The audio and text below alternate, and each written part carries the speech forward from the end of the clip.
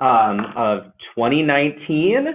It's February 6th, 2019, and we're kind of at a lull in between our winter storms here. So we have the Minnesota Department of Education State ABE team with us today.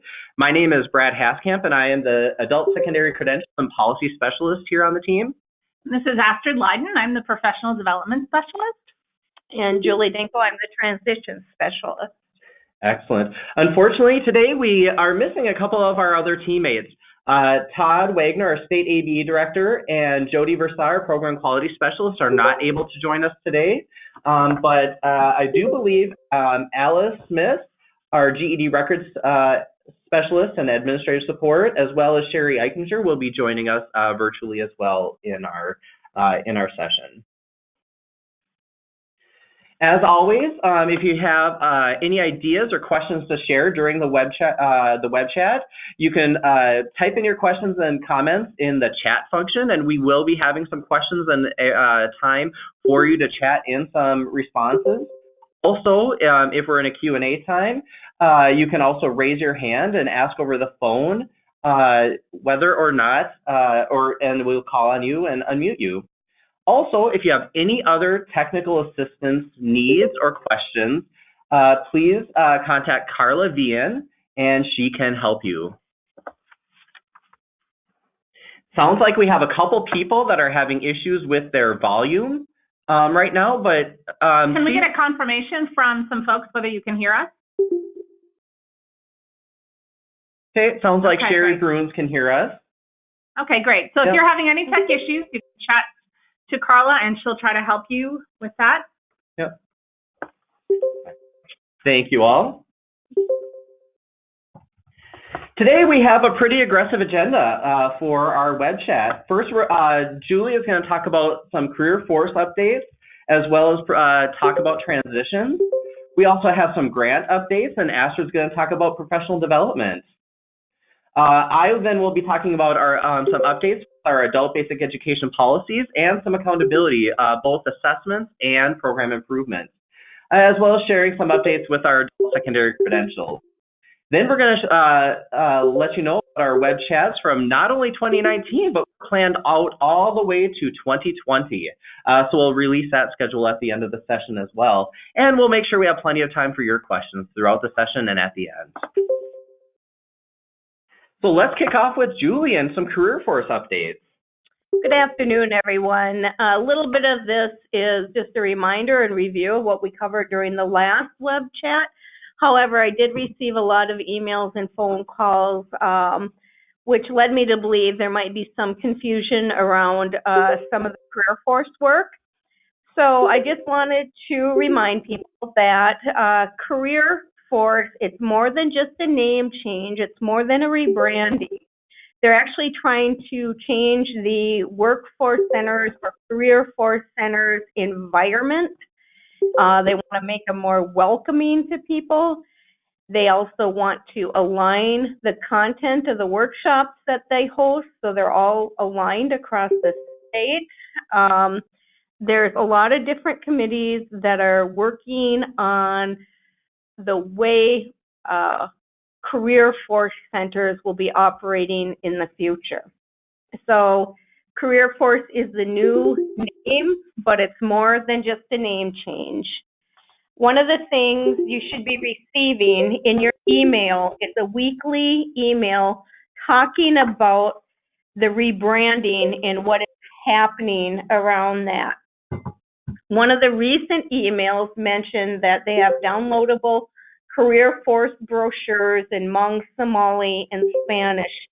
And I would encourage people to go onto the site. You can download them for free. There's no charge to help learners become aware of the workforce centers in your area. This is a separate website. It's called becomingcareerforce.com, and it's designed for CareerForce staff and partners. And Adult Basic Education is a partner. So you can go onto that website and access a lot of the resources that they are developing as part of this rebranding initiative. The username is that should be a K, I'm pretty sure, a CareerForce stakeholder, and prosperity for all. And then you should, as I mentioned, be able to download the free resources that are available. Julie, can I ask a question? Yep. So you're saying that username should not be CK stakeholder, but I'm assuming you're saying CF stakeholder? Yeah, that's what I'm thinking, CareerForce stakeholder. Okay. Yeah. I'll just put that in the chat. Yeah, yep, okay, yep. And then I wanted to make people aware that the CareerForce website that is opened to the public and everyone else is called CareerForceMN.com. And that's the platform that is being created that has, you can skip the next slide. Do I have access? Can I control my slides? No. Okay. CareerForce that's being created, and all consortia have access to that, have a slide available advertising their consortium on CareerForceMN.com.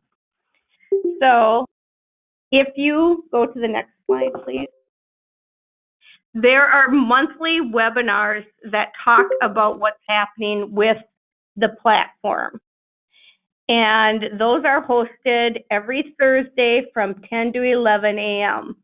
Jane Young, the one who was on here in December, talked about the webinars. It's updates. It's also your opportunity to give them feedback on what isn't working for you and what things you find frustrating or irritating so that they can make changes.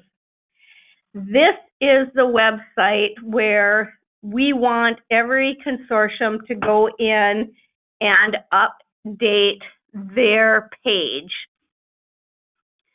So I've given an example here, like Moorhead ABE has done a good job of kind of advertising what they do. There was more, but I just cut and pasted the first part to show you that they have kind of contextualized this to their own environment up in Moorhead. And that's what all programs should be doing. Again, these are only consortium at the consortium level. It's not at the site level. So someone within the consortium, I would assume it would be the manager, should be taking charge of this and either assigning someone to do it or doing it themselves. And then the next slide is the contact information. If you have questions about how to do that, if you have questions about how to sign on, you can use that email address and you'll reach either Rachel, Gina, or Jane. Hey, Julie, we got an interesting question that came in. Yep. Brent just tried to use that becomingcareerforce.com and it didn't seem to work. Is it becomingcareerforcemn.com or it's Astrid? I just tried it. Try it, yeah. But I took that off from the email I received. So Caroline, you said you got it to work. What address did you type in?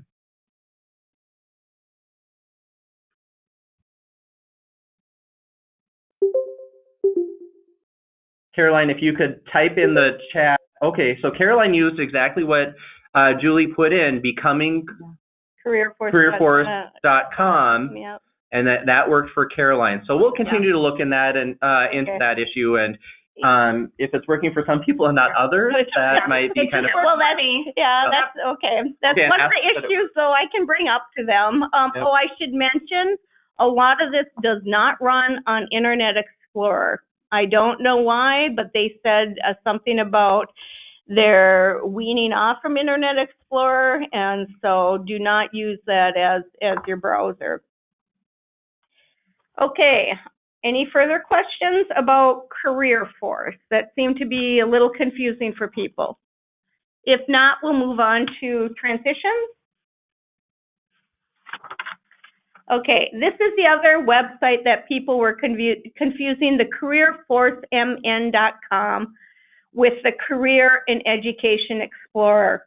They're totally different sites with totally different purposes. The Career Education and Explorer is a website that all programs should go into. This is not at the consortium level. This is at the site or program level. We'd ask that all ABE providers go in there and list the classes and programming, and especially any career pathway work that you are currently doing on this site. This is a site that the labor market specialists use to train their counselors, and the counselors work with the job seekers that work in, that enter your CareerForce centers. So we're asking all sites to do that. And if you go to the next slide, there are some sites that have already taken the initiative to do this. I recently sent out an email regarding this. So these are the sites that if you go into the Career and Education Explorer, you will already find programming from these ABE programs. And Rachel wanted me to do a special thank you to Dawn down in Marshall, because she asked very thoughtful questions in regards to the programming here. So way to go, Dawn. Thank you. Again, that's the eligible training provider list. Okay, are there any questions about that? But some of these look like consortia. Some of them will be. There's some consortia that are relatively small, and they'll only have one site. Other consortia are rather large, and they'll have several big sites. So that's how it's different from the other CareerForceMN.com website. And Julie, do you want to just recap by once again explaining who is the target audience for each one of those sites? Sure. CareerForceMN.com is available to the public. So anyone sitting at home, if they wanted to look at job information, if they wanted to look at training or education, they can go on to that site and get that information. We are considered a CareerForce proud partner. Adult Basic Education is, and as such, they're listing all of our consortiums on there. So that would be for job seekers. Eventually, it's going to be so that CareerForce centers, people working at CareerForce centers, can email people at ABE and make these connections automatically. It's going to be a good way for us to make referrals between agencies. All right, that's the CareerForceMN.com audience. The eligible training provider list audience, it's geared to serve job seekers, again, when they come into CareerForce centers, but the people that will be using it, it's open to the public as well, but the ones that will use it at CareerForce centers are your employment counselors. So that when they sit down with an individual and they look for training in their area, they're going to use this tool. And so those are the two different audiences. Great. Thank you for explaining that. Yep. On to regional transitions plans. This is just a little bit of an update. There will no longer be a 3-year initiative. Instead, transitions funding will just be ongoing throughout WIOA. Again, transitions plans will continually to be annually submitted as they have been. And we might pick special areas that we think should be promoted during a year. For instance, the Minnesota State system is currently working on their developmental education strategic roadmap. So that would be an area of emphasis for this year that we're going to promote. That will not be the only thing available, obviously, but it's just one of the things we're going to promote.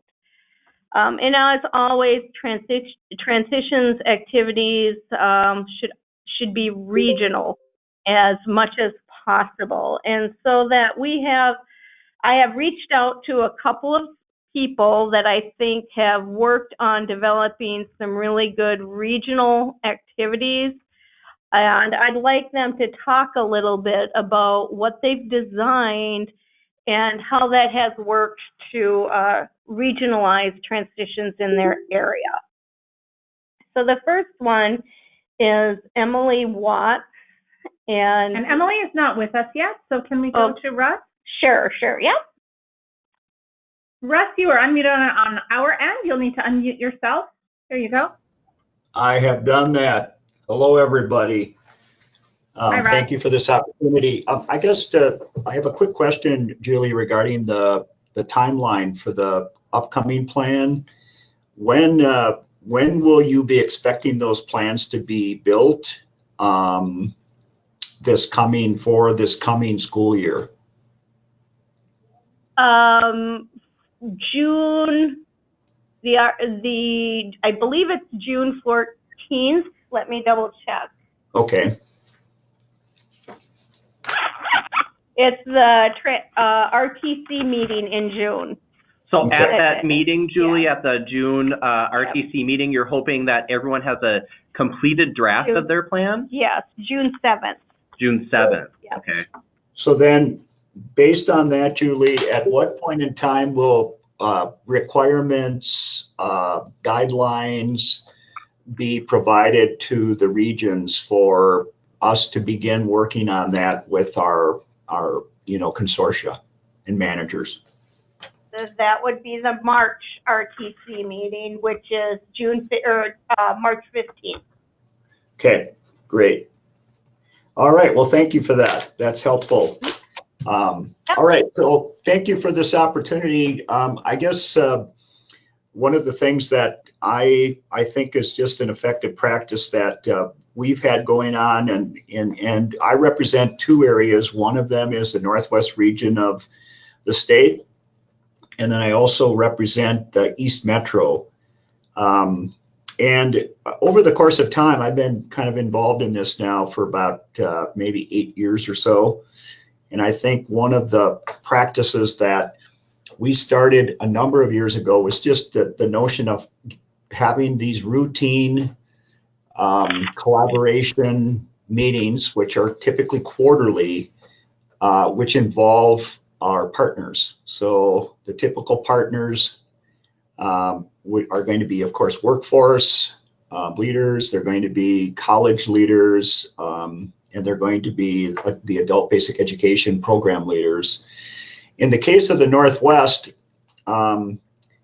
it currently involves both workforce folks that we have up there, which is DEED and rural Minnesota SEP, and then with the ABE partners throughout the region.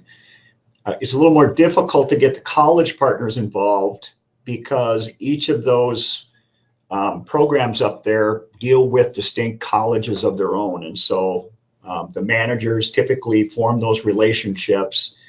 But what we do in the quarterly meetings involving workforce is we're obviously looking at our regional plan.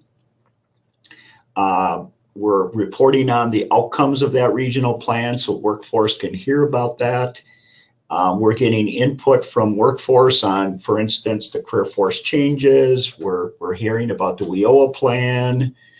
So it's this opportunity really in all cases, be it in the Northwest or be it in the East Metro region, is to really build partner trust and just a capacity for collaboration. It also allows us to celebrate successes. So when we're working on something, we've been able to accomplish something together, we're able to, actually talk about and celebrate that together. The other obvious piece is that it creates an accountability for action. So when you need to show up in a few months, maybe a subcommittee has been working on something in the meantime, you have this sort of urgency around, well, we're going to be back at the table in a month or so, and we're going to need to talk about what kind of progress we've made on a particular venture that we are collectively working on. And so we, in the East Metro region, for instance, We do this in the Dakota County area, and that involves the Dakota County Technical College and Inver Hills Community College, like I say, the area workforce, and then all the adult basic education programs that are sort of in that footprint and that would typically be sending students to that college.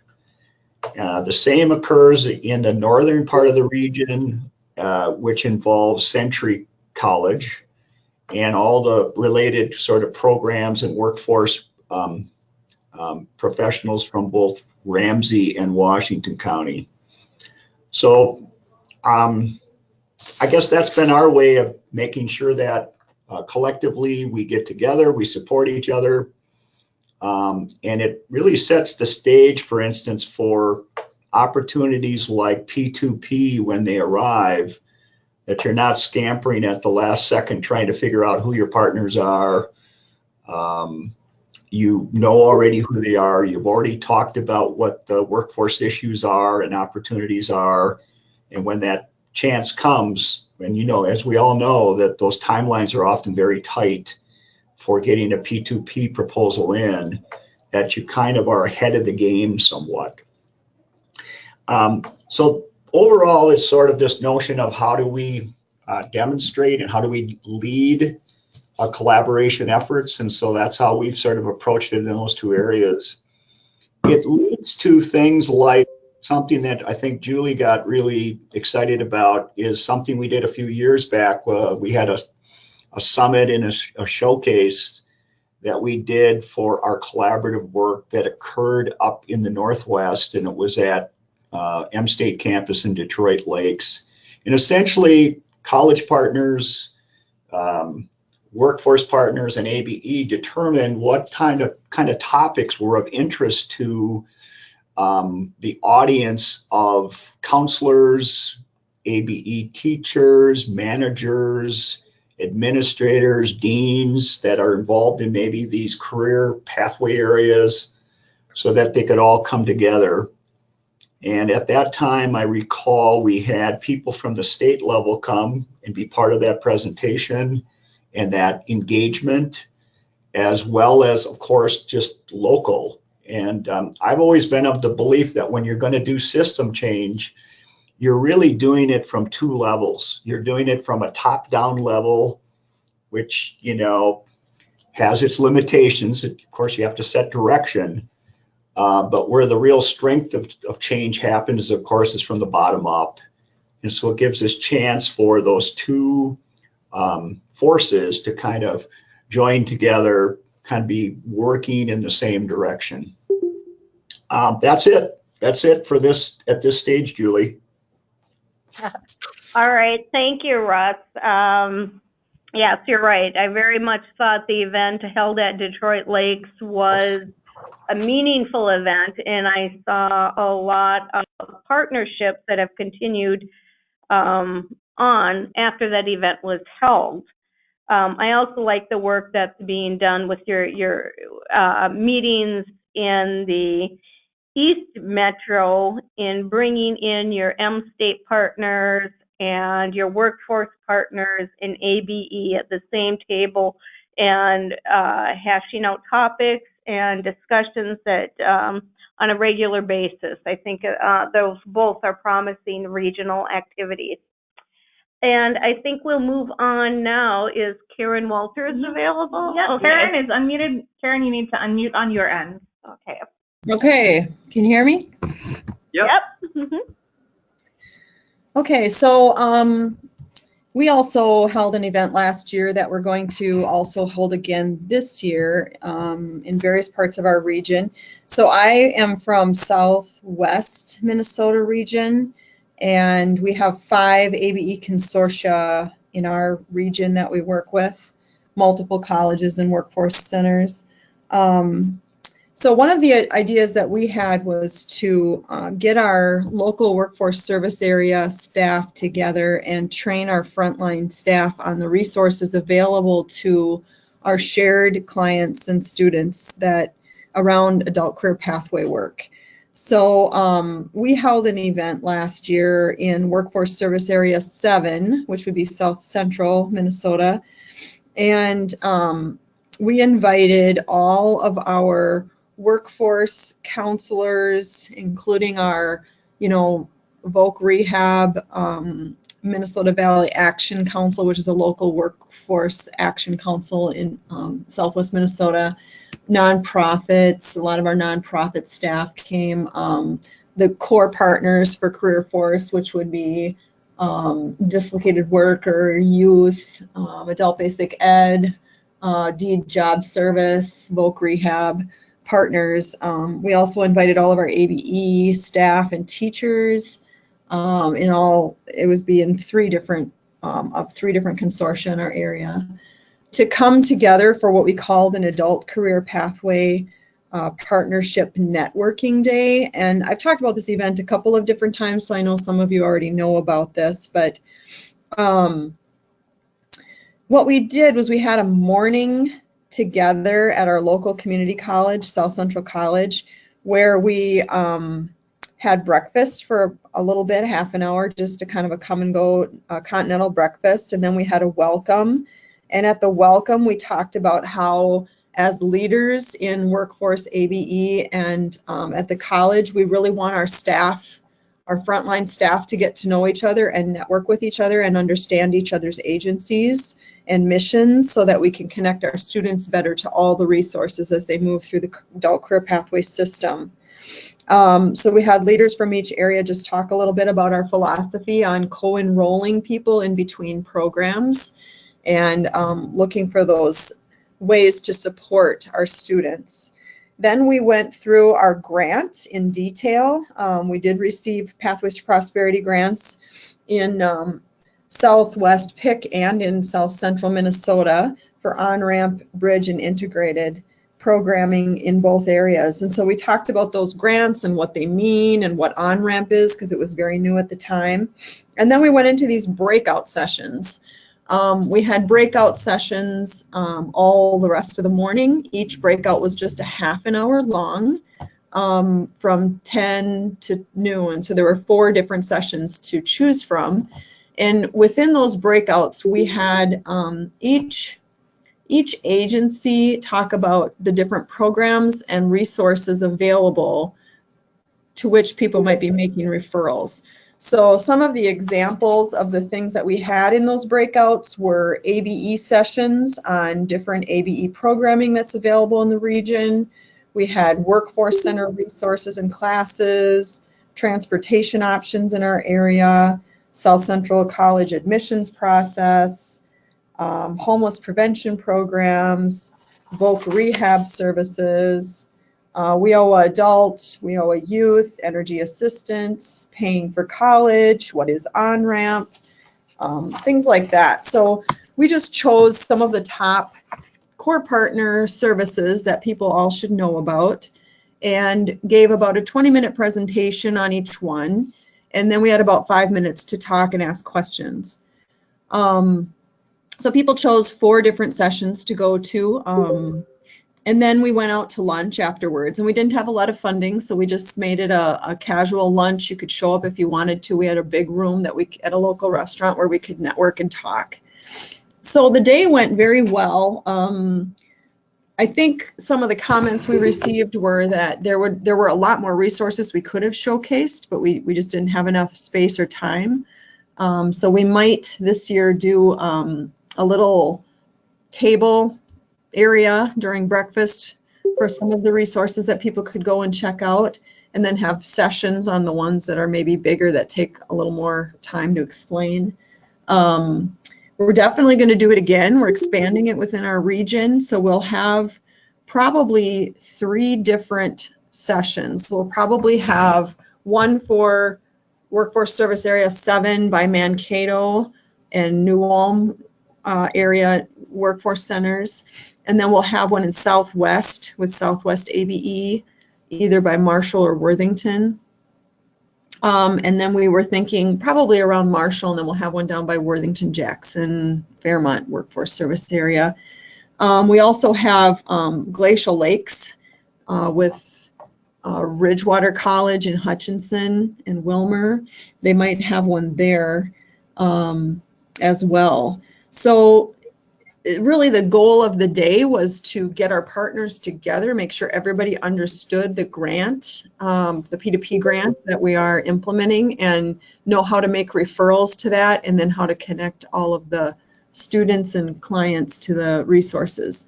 I think one thing that's valuable to know about planning an event like this is you want to get your frontline people to plan it. So I was kind of the chair of the committee last year, and I just went around to, for example, the deed area manager at the Workforce Center. He is in charge of many workforce centers. And I went to the head of Minnesota Valley Action Council and our Workforce Council. And I asked some of those administrators if I could invite one of their staff to be on this planning team. And I explained what we were doing, and they agreed to give them the time to come to that meeting. And when we got that level of people together to plan, things actually got done, because it wasn't, if you invite a bunch of administrators, they all just look around and want to delegate things to each other. Nobody really wants to do the work. I find myself doing that. I just want to delegate things off. But if you get the people who are the frontline workers and work with the clients directly, they just implemented just right away. They all started kicking in and taking jobs, and it didn't take really very much to plan that event. I do have a document that I shared with Julie that shows the event and the whole day, and all the PowerPoint presentations are linked in there, and handouts are linked right within it, so you can see an example of what it looked like. I also have documents for planning events like this that I can give you access to. In fact, yesterday I just shared that with our Southwest partners, because they're starting to plan theirs for this spring. And this year, Angie Blackstad from Mankato ABE is going to be planning she's going to be the chair of our committee in Mankato. So she also has access. If you see her out and about, you can ask her for that. Is there anything more, Julie, that you want me to explain? No, that sounds great. Thank you. And I just put in the chat that document that Karen referred to, as well as a number of other documents we'll be referring to throughout the webinar, are in the materials tab of your control panel. So you can download those now, or before you log off the webinar. There'll also be a link to the materials in a follow-up email. And something else, just as a follow-up to what Karen is saying, is that a lot of local workforce development areas are trying to plan events that will bring together all the partners at a CareerForce center, along with community-based partners and community support, like food shelves and housing, etc., transportation, at events similar to this one, just more of a getting to know what each other does. So don't be surprised. I would, if you're asked to attend one of these events, but I would really look towards ABE to initiate some of these events as well. And you can use your regional transitions funding to plan and support an event like that. Okay, moving on from transitions plans into the two new features. These are kind of transitions features that have been added to the SID. The first one is career clusters. Career clusters have been added to this to help track student interest. It's a feature that can also be used as a recruitment tool for career pathways. And we would encourage or consider training staff on the career and technical education wheel. And that, again, is one of the materials that is attached to the webinar. And we'll demo this in a little bit, but it's a way that when you're advising students, you can help document their career and interest. It also allows you to pull a report to see what the different career interests of your learners are, And then maybe you realize that although you're offering a career pathway in one area, you might have a lot of learners that are interested in a different area. So it's something that was a request that we added, and it is in SID now. Now that's one feature. The second feature is a list of credentials. Some of you, I reached out to several of you asking what credentials you actually offer at your ABE programs, and that was compiled, and it is now in SID, and programs can start to assign credentials met to students who have met them. And this is information that we need to start collecting this year. It's collected for a measurable skill gain via passing technical occupational skills exam. That's the category that it falls under when we do our reporting. And it's table 11 in the statewide report, which a lot of local managers do not see that report, but we have to report on that federally. And so I'm going to turn it over to Mary Zimmerly, and she's going to demonstrate where you can find these two features that are now added to SID. Okay. Mary, are you unmuted? Yes, I thought I was. Yeah. Hold on. Excellent. I'm going to make you the presenter right now. Are you ready? I'm ready. Perfect. Okay, you should be the presenter now. Okay. Do you see my screen? Yes, we Yes, can. we do, yeah. Okay, great.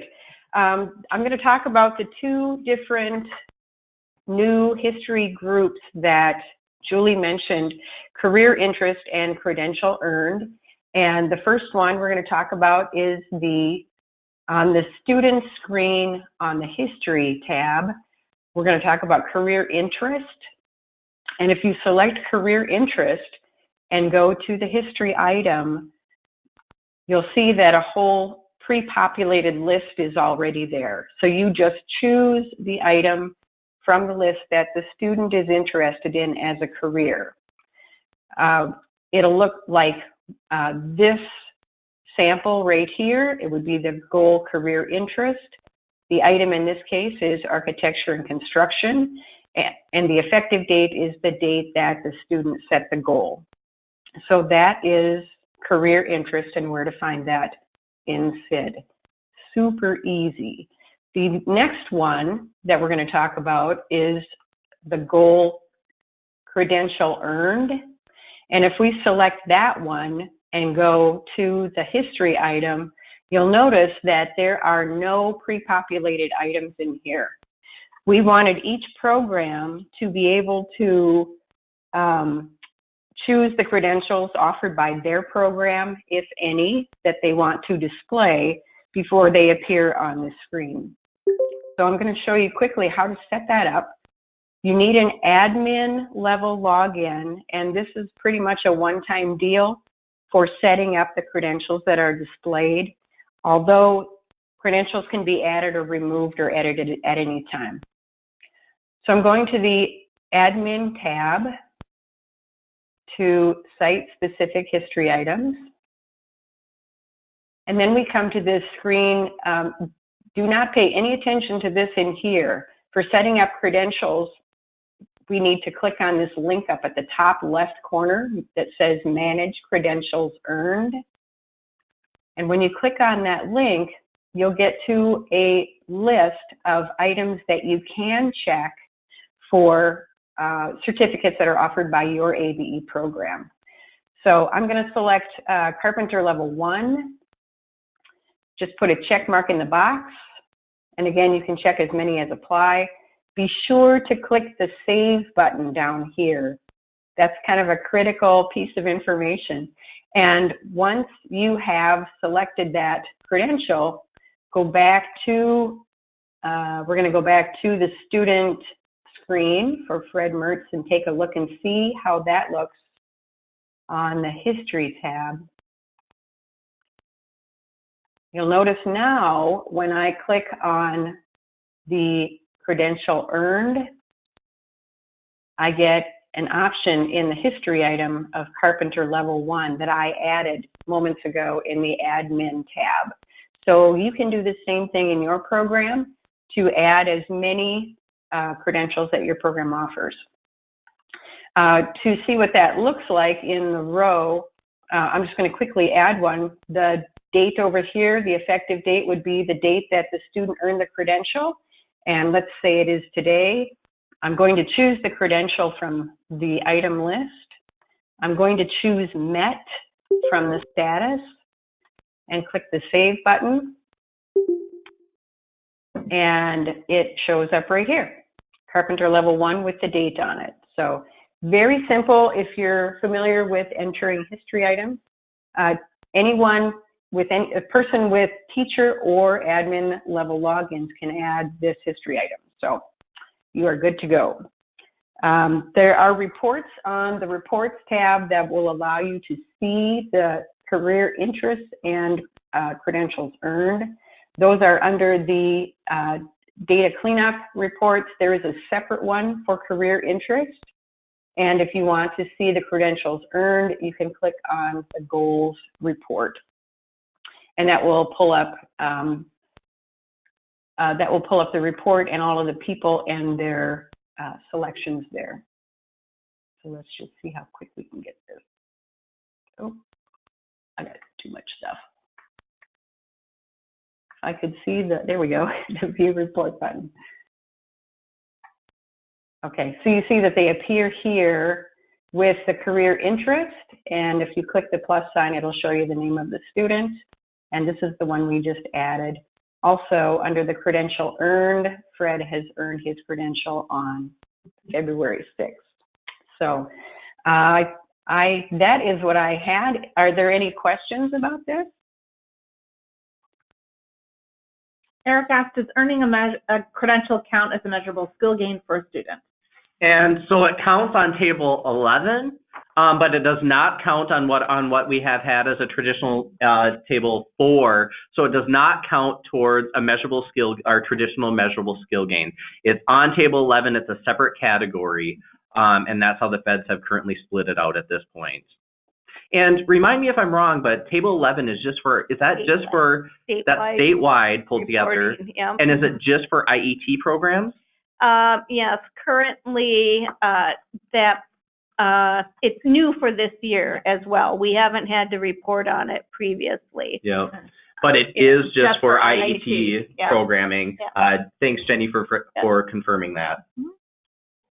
Any other questions for Mary about this new feature in SID or for Julie regarding the credentials? No. Thank you, Mary. Thanks, Mary. Yeah, I wanted to mention that there is a help article about how to complete that credential and set it up for your program. It's in the Help Center under Admin Functions.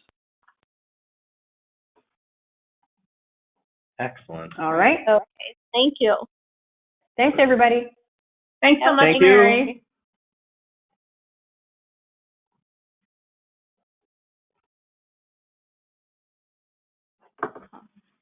Excellent. Eric also said that they're trying to figure out how a student ABE level 6 can earn a level gain in our soldering class. There doesn't appear to be a way unless they go on to enter college. Or they could earn a diploma or high school equivalency diploma. That's for level 6. Those are the only 2 ways on the traditional table 4 for the full measurable skill gain that's allowable for us on table 4. It has to be either a diploma in that case or or entering college.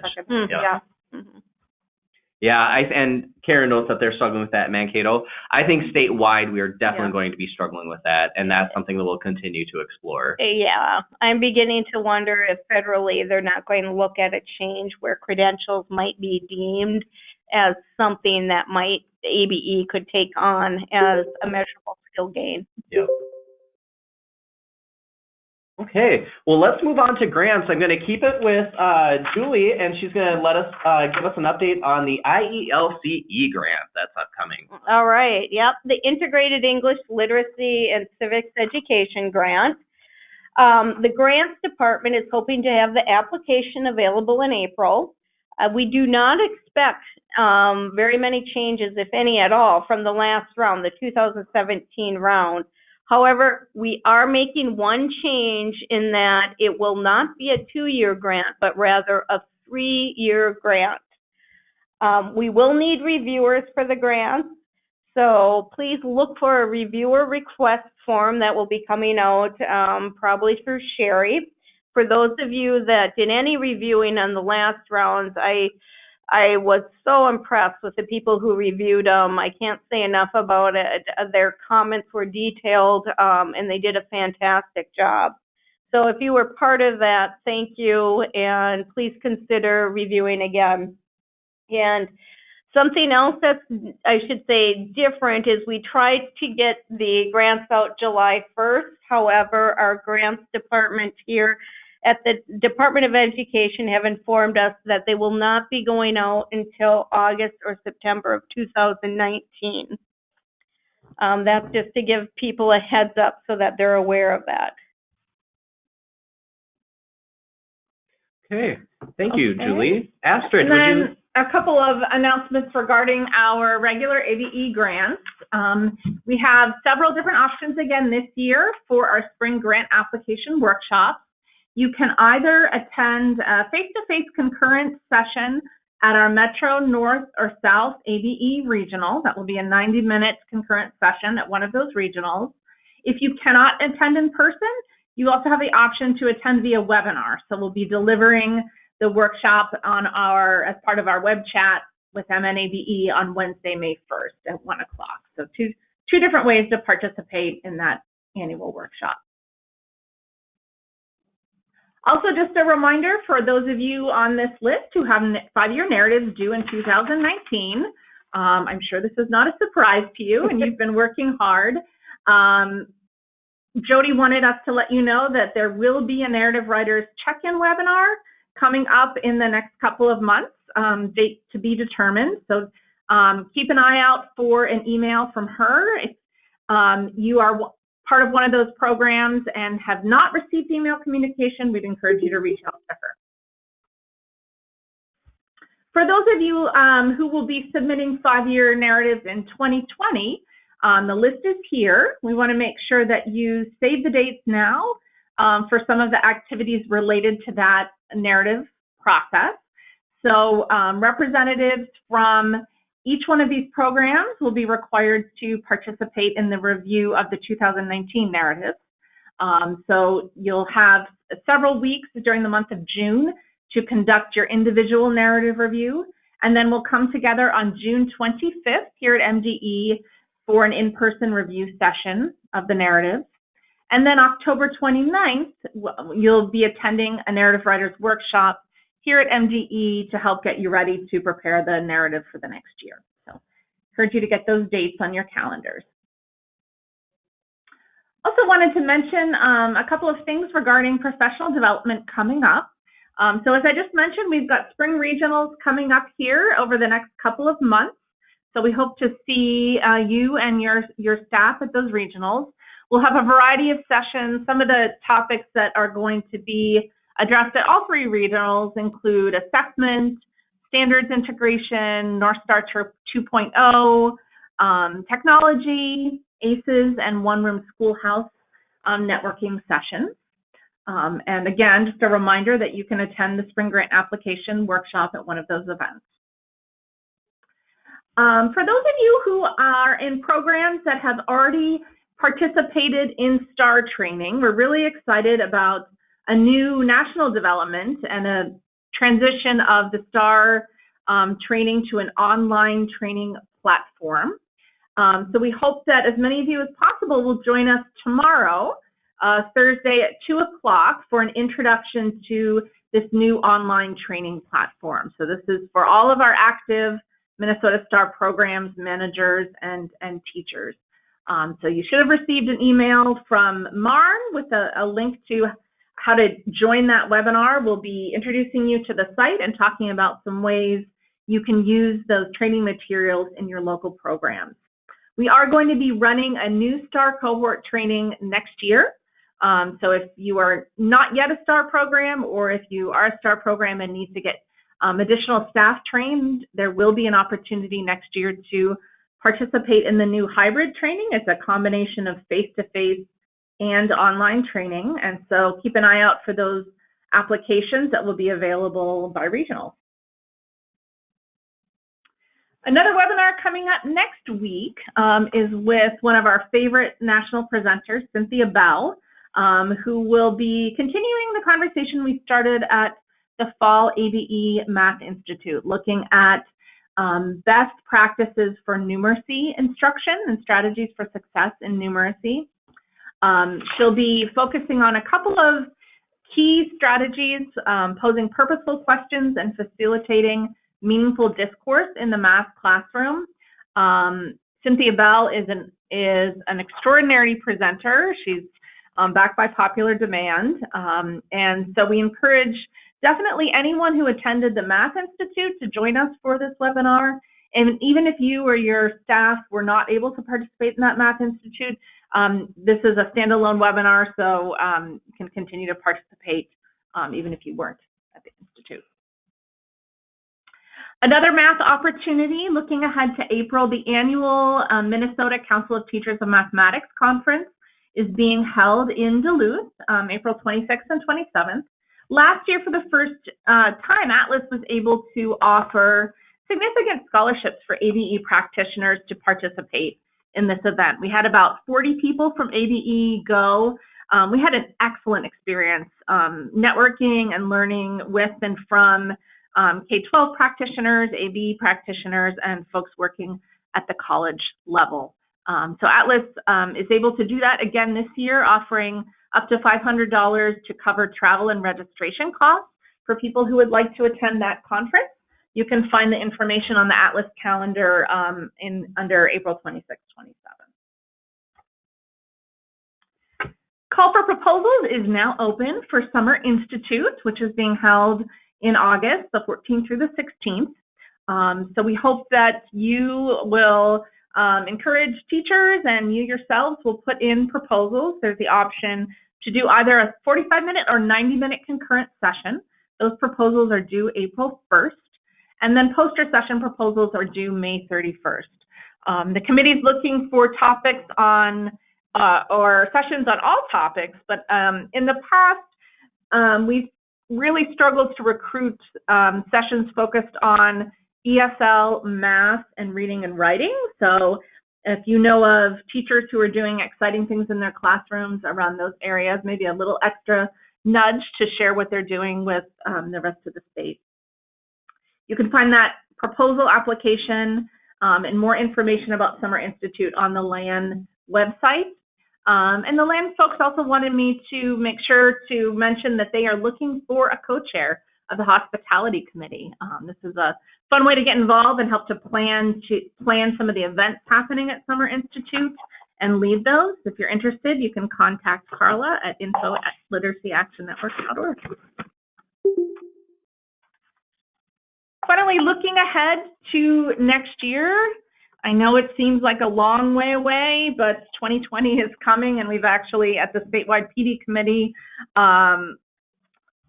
completed a calendar of PD events for the coming year. You can download the list of things that have been scheduled to date in the materials tab and mark your calendars. We've got the dates for the regionals listed here. I do want to encourage you to check your district calendars for spring breaks in 2020. We've done some searching, and based on what we found and availability of regional venues, have tentatively set the spring 2020 dates. But if you know of any conflicts with breaks in your region, please let me know by the end of this week. If we don't hear from anybody at that point, Atlas is going to go ahead and book the venues for those spring 2020 events. And then finally, just a reminder, you received an email about this a couple of months ago. We are not conducting a comprehensive statewide PD survey this year. We have received a lot of data over the past couple of years, but the statewide PD committee and our support network providers are looking for some really targeted specific feedback to help inform professional development efforts for next year. So please do keep an eye out in the February 26th ABE Connect newsletter for a link to that really brief targeted survey, and that'll be your opportunity to provide some input to inform the activities that happen next year. Well, thank you, Astrid. We'll have some time for Q&A at the end of the webinar in just a little bit, but before that, we have a couple more topics we'd like to cover. I'm going to dive into some of our policy updates right now. Just to let you know, we have two of our policies have been changed. Last week we emailed about the high school equivalency testing contact hour policy. Also today on our website we updated the eligible student policy, and this is the first official announcement even before the email goes out. One thing I wanted to remind folks, as you're sharing policy updates with your staff and with others, or linking to your online manuals or whatever, please link to the website that has this page that you see here about Minnesota ABE policies. Do not link directly to the policy, because unfortunately that's an attachment, and we can't, as we update that, those old links can't always be fully destroyed. So you might accidentally link to the old policy, and even if it's updated a couple years down the road or a couple months down the road, you'd still be linking to an old policy. So as you link to or share the policy updates, please link to this main page. First one, just diving into some of the high school equivalency testing contact hour policy changes. This really expands how much or who and how much you can count for contact hours for GED testing. Normally we capped it per year at 7.5 hours, but we've removed a cap for those testing hours. And now, because we acknowledge that for many single examinees for a full battery, that's 9 hours 15 minutes when you count the check-in time and check-out time. But you can be flexible and enter them by individual subject tests. And you can also expand or add additional time if the person is using accommodations and needs some additional time. So that is helpful. It also allows you to count contact hours for GED testing, even if they're not attending classes, but if they've at least filled out an intake form with you, you can count those hours. So that really allows you to count more hours for those people that you're serving if you're a GED testing center that's connected to an ABE program. Also, with our eligible student policy, two minor changes that we made with this. One, we just clarified the language around student eligibility, just some language cleanup. It does not change that aspect of the policy as well, overall generally. The one thing that is a bigger change, though, is that we've eliminated the entire section on ineligible visas. And that's been kind of a thing that's been going on for more than 10 years now. That's been kind of a battle or question about which policies or which visas are ineligible. And ultimately, the federal, Office of Career Technical and Adult Education at the U.S. Department of Education does not have any guidance for us on this. And the insinuation is that it's really on the visa holder, not on the program, to kind of note whether or not they should be attending your program. And so we are not requiring you to kind of what we had before, where if you find out that a person had what was previously deemed an ineligible visa, you had to eliminate them from the system. But we do know that a couple of you do have fee-for-service type programming for those that have been considered ineligible in the past due to the type of visa that they held. For those of you that are currently doing that, you could, for those current students or those people that are currently doing that, you could continue to charge those folks that programming as a fee-for-service, and going forward, you can enroll them as regular ABE students and count their contact hours, and you do not need to charge them that fee and have them separated from the system. So that's what you can do going forward. We also wanted to let you know that we are currently reviewing 5 additional policies within our grant. And that's the adult diploma policy. We're looking at the entry scores for reading, especially as we move into the Table 11-12 and the CASA's reading test. We're looking at the eligible content policy and embedding the content standards within that. We are looking at the volunteer training standards policy along with staff training standards. We are also looking at potentially eliminating the essential skills policy. We are not saying that the essential skills certificate would be eliminated. We're just saying that we'll no longer have a policy about it, and that local programs can choose to issue certificates like the essential skills policy without or the essential skills certificate without having that policy. So please type into the chat function if you see, or let me know via email if you see an essential need for the essential skills policy. And the other thing is we're going to be merging the contact hour policy and the contact hour rounding policy, and that'll be coming up later this year as well. So those are the 5 policies that we're currently under review and looking to make changes. Any questions about those policy changes? Been pretty quiet in the chat. Okay, we're going to move on. If we have questions, we'll address them at the end of the session here. But I wanted to move on to accountability, namely assessments and program improvement. You've seen this before, so I'm not going to take a lot of time, but this is kind of the calendar as you're doing your budgeting, thinking about when you need to do test changes, when you need to buy new tests. Also, when do we need to train on the new tests, and when do we need to do some extra planning about implementing new tests. So right now we're in the midst of changing our tests for the ABE levels, and in the next couple of years we'll be making the changes for our ESL level tests. We do have multiple tests under review. There's nothing new to add there though. The feds have not approved any new additional tests at this time. And we also last time just unveiled the 3 standard models for changing tests: the hard stop start model, the pilot model, and the rolling model. And the hard stop start model is where basically you make every student kind of take their final post test in the old testing system, and have them all move into the new TABE or new CASAs all on the same day or the same week, and then you just continue to use it that way. It's a program-wide implementation. It's easy to implement. However, if you have any problems, it doesn't allow you to learn from your mistakes, and so that could cause a little bit of a bottleneck if you're doing it program-wide all at once. You could also attempt to do the pilot model where you take a sample group of students or a couple classes and you have them try out the new test before you launch it for all the other classes and all the other students. And so that's one way that you could do it. That allows you to learn and kind of build up instead of releasing it to everybody all at once.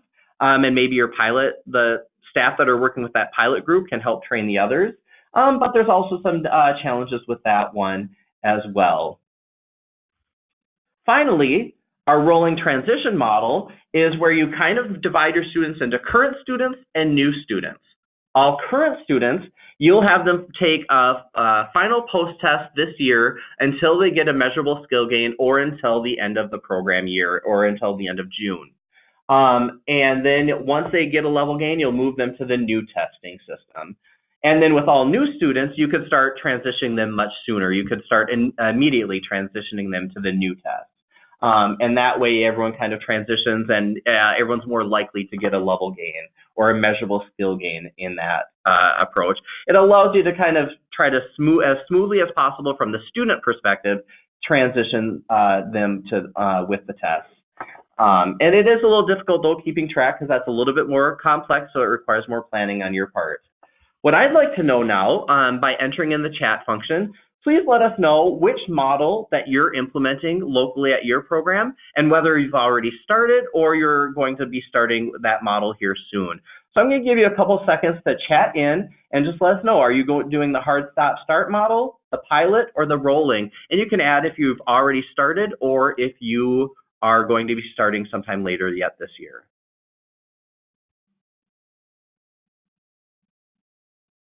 We'd love to hear from everybody if possible.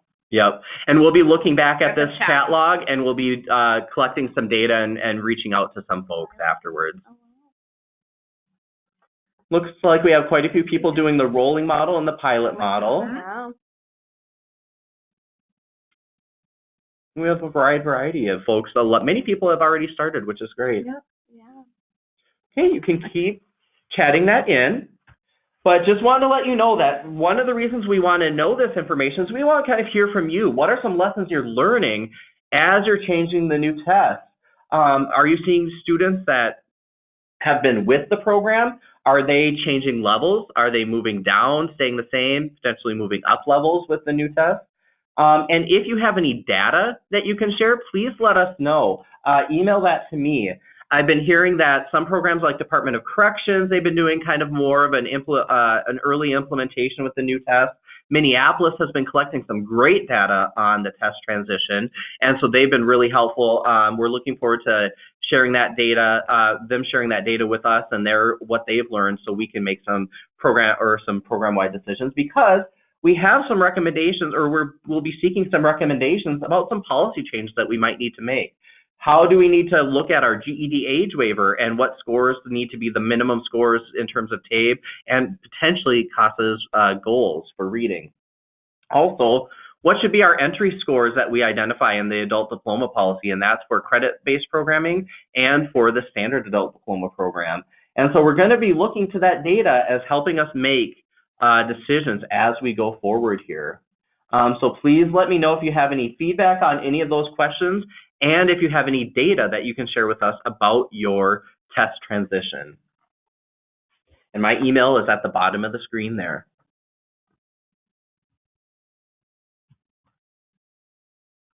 Thanks everyone for sharing your plans in the chat. As Brad mentioned, after the web chat, we'll be going back and analyzing to see which models are being used and what phases people are working in currently, and then we'll have an opportunity at regionals as well to discuss this further in peer groups. Thank you.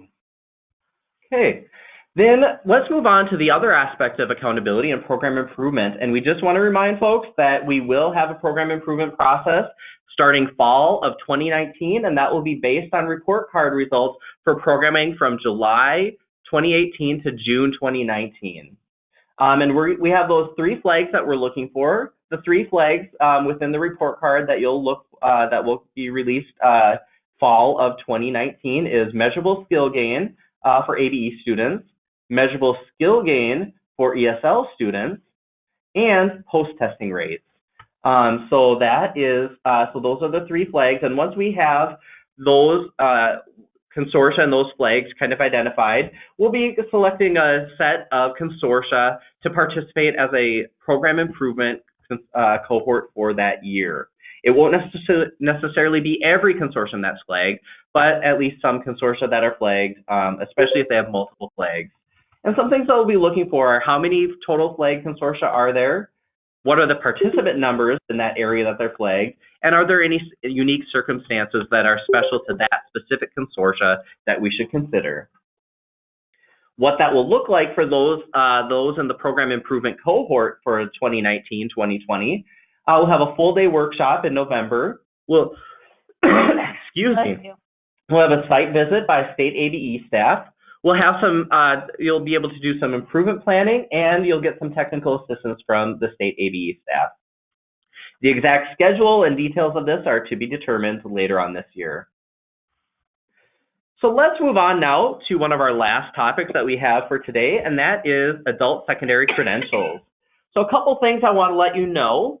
First off, with the application for the new standard adult diploma programs, we have that on our website on mnabe.org. We also have it in the materials tab. So if you would like to launch a standard adult diploma program, either as a new consortia to this or as a new site within your consortia, please fill out this application. It should not take too much time.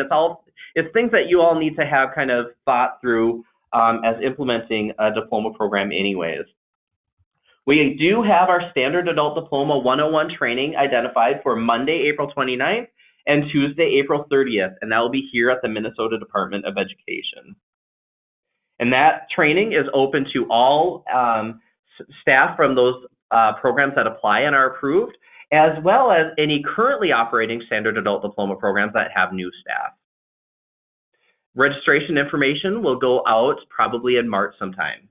So keep an eye out on that and an email from Sherry. Want to let you know that we have some turbulence on the high seas. We have some rocky waters here. High seas, of course, are Minnesota's high school equivalency assessments, and we're in that RFP or request for proposal process based on legislation from 2017. We've had a little bit of a hiccup with as we work with the Minnesota Department of Administration.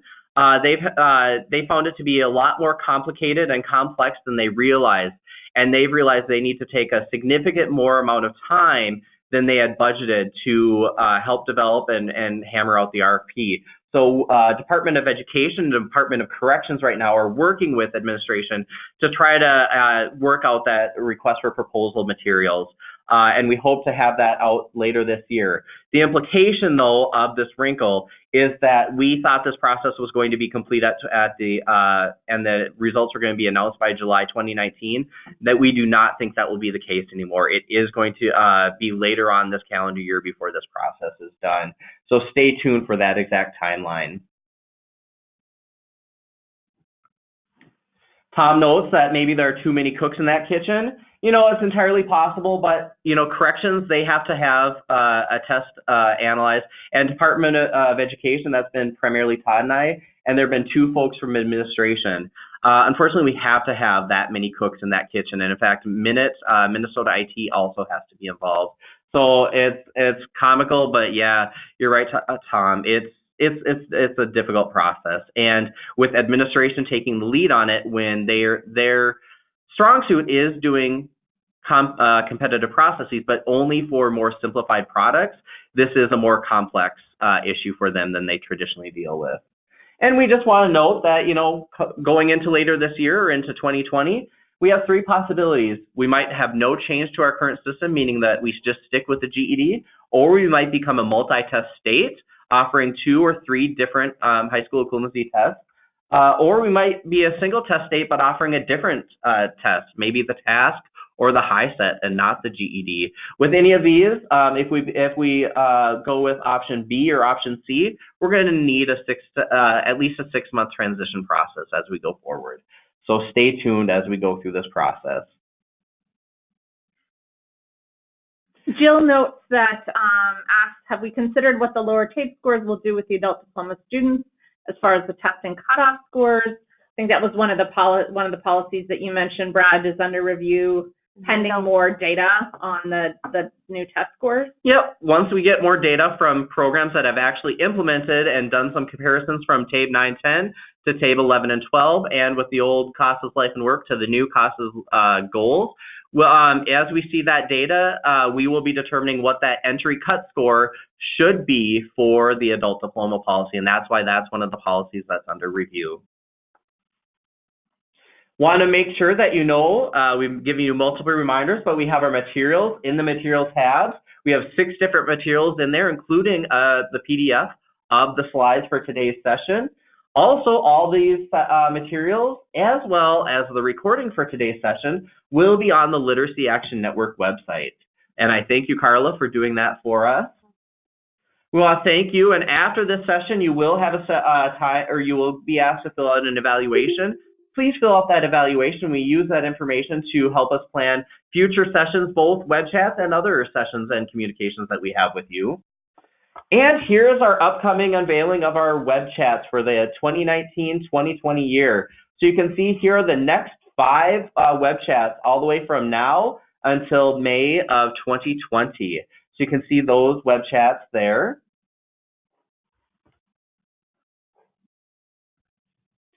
And here's our contact information if you have any questions for any of us in the state office.